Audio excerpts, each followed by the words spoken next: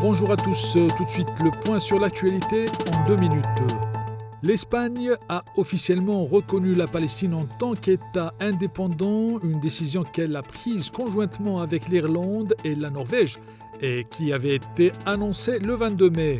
Dans un discours institutionnel précédent le Conseil des ministres qui approuvera la reconnaissance, le Premier ministre espagnol Pedro Sánchez a déclaré que ce n'est pas seulement une question de justice historique avec les aspirations légitimes du peuple de Palestine, c'est aussi une nécessité si nous voulons parvenir à la paix.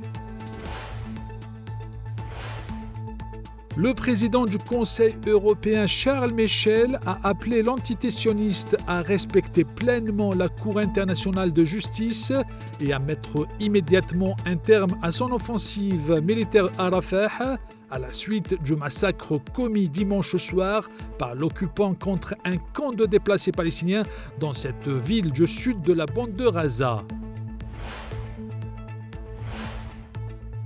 L'absence du président américain Joe Biden au sommet pour la paix en Ukraine prévu au mois de juin prochain et qui vaudrait à applaudir son homologue russe Vladimir Poutine, a estimé mardi le dirigeant ukrainien Volodymyr Zelensky lors d'un déplacement à Bruxelles.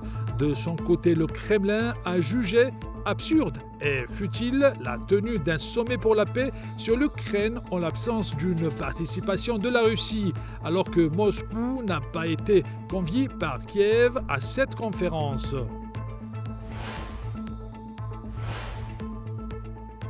La Finlande a pris un coup de chaud. Le pays a enregistré des températures dépassant les 25 degrés Celsius en mai. Il s'agit d'un record pour le pays, a déclaré l'Institut météorologique finlandais. Une alerte a été émise pour la période de mardi à vendredi dans une grande partie de la Finlande, en raison des températures qui devraient dépasser les 27 degrés.